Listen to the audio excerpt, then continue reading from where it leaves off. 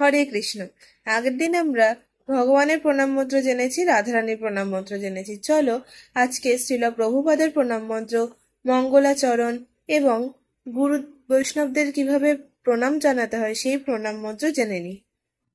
প্রথমে হলো মঙ্গলাচরণ।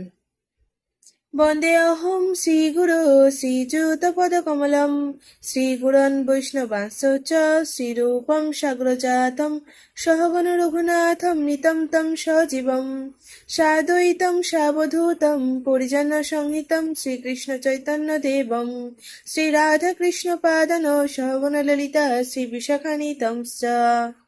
এরপর হলো বৈষ্ণবদের প্রণাম জানানোর মন্ত্র। বাঞ্ছাকল্পতরুভ্যশ্চ কৃপা সিন্ধুভ্য এব চ পতিতানাং পাবনেভ্যো বৈষ্ণবেভ্যো নমো নমঃ। এরপর হলো শ্রীল প্রভুপাদের প্রণাম মন্ত্র।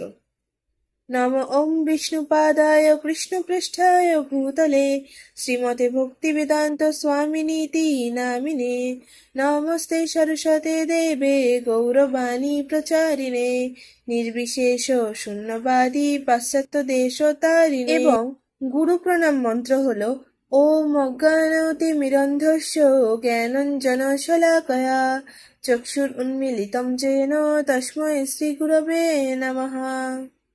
হরে কৃষ্ণ।